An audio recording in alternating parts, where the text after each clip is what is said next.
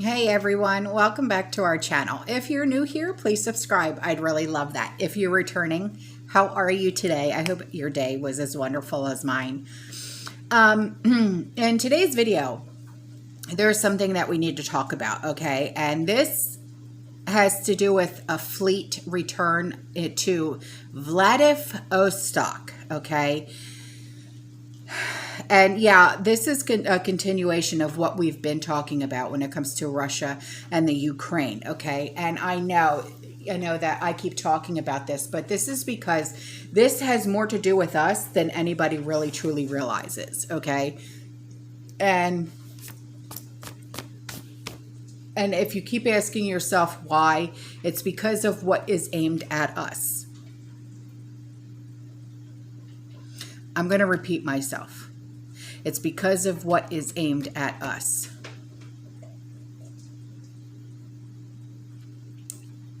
I don't know if anybody really realizes that. I really don't.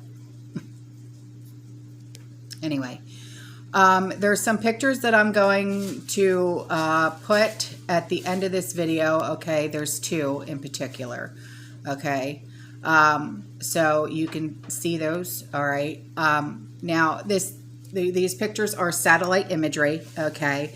And what they show is the main body of Russia's Pacific Fleet that has returned to a port in Vladivostok. I'll spell that out. So if you want to look it up, you can.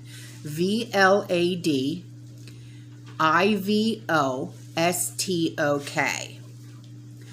And they did this for complete resupply, okay? And among the items being loaded is missiles. This scalpable map that I'm also going to show you at the end of this video shows the location of the Russian Navy base at Vladivostok, Russia. This satellite imagery that is also being shown, that I'm going to show you, shows all of the main combatant vessels that have returned to port, and at least one has moved to their missile loading facility some distance away. The Russians are preparing for something an awful lot bigger than the Ukraine. So that's why I keep talking about this. And I know that we also have to worry about China, because a few of you have said, you know, we have to worry about China because they're in Canada and stuff like that. I understand that. But they are, hey guys, not today. Ridley and Jouette are playing on the couch. The Russians are preparing for something an awful lot bigger than just the Ukraine. And I want you to understand that. Okay. What might be the context of this sudden return to port for supplies?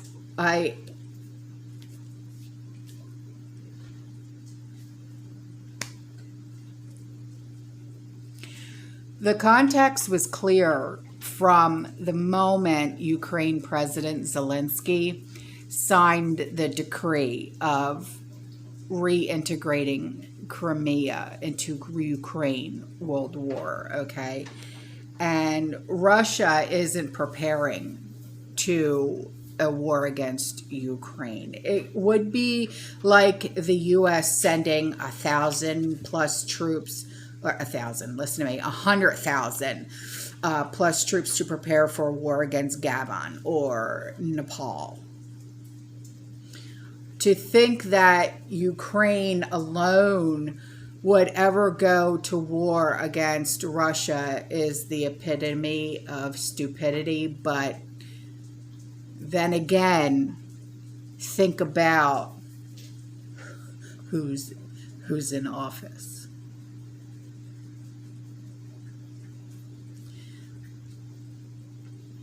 I'm going to shut up.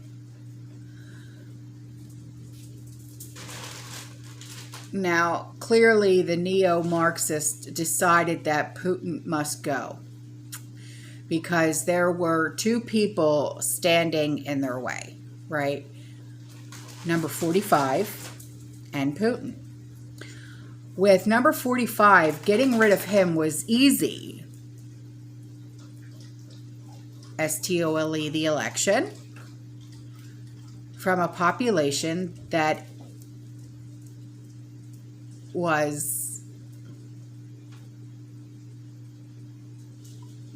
or wouldn't do anything about it. With Putin, they have a huge problem. The man just changed the Constitution to get 2 more presidential terms. That is another 14 years until 2036.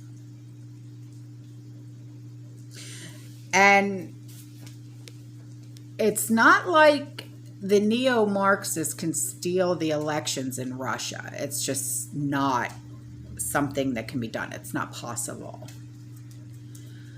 What is left is war.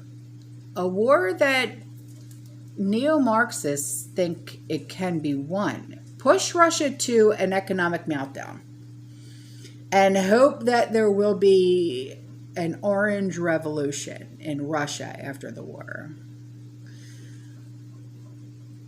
Russia is preparing for a war against NATO. And the Pacific theater is as important as the European one, if not more important, since there's also China at play in the Pacific.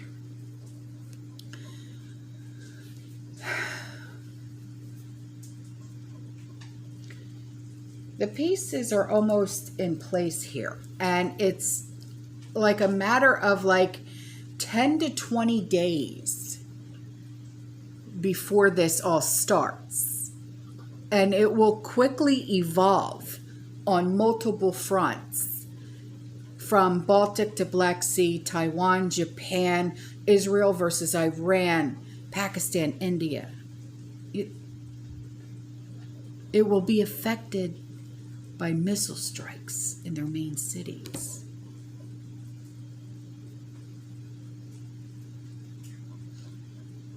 I hope you guys are prepared.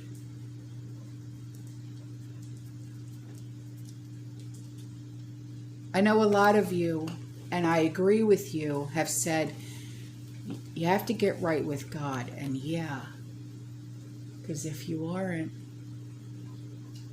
there's not much else you can do.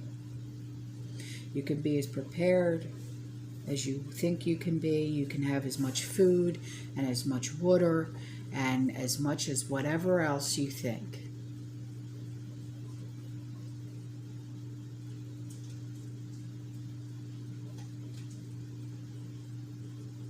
But if you don't have him in your heart, you actually have nothing. I'm sorry. I hate to put it to you that way. But it's the way that I think. It's the way that I grew up. It's the way that I raised my son. And I know it's the way that a lot of you are because you've said it to me.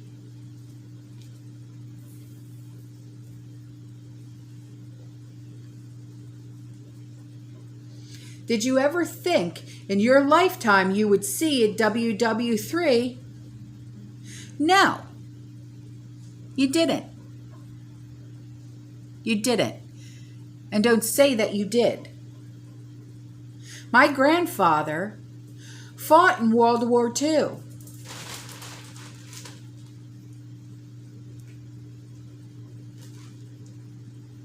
And now I have a son who's in the Marines that could possibly fight in this war.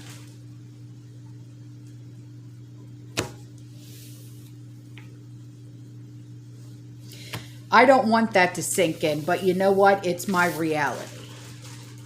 And I know a lot of us are Marine parents, and we're Marine, military parents and military families. Our children are in the military, or you yourself are in the military. And this is our reality.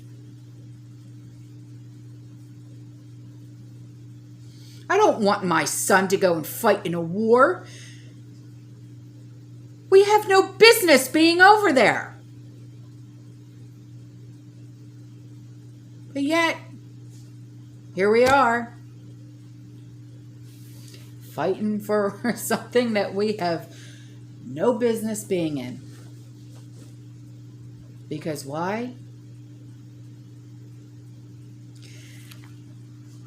Wasn't he told to stay the hell out of foreign affairs? And if he wasn't, and if he didn't, do I even have to say it?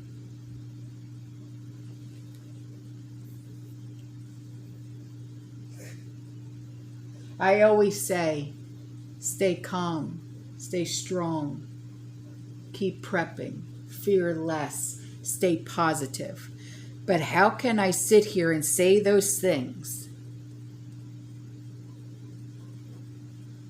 when I myself am fearful right now?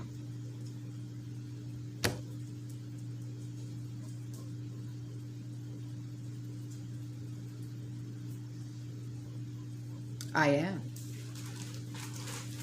But I think it's because of my kid. Because this is our new reality. It's nothing to be happy about. At all.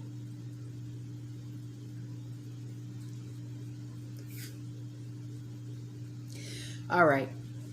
You know what I would normally say, but it's like, I guess we can try and have each other's backs and be our support system with each other. So stay strong. Stay positive. Fear less. You know I love you, right? Bye.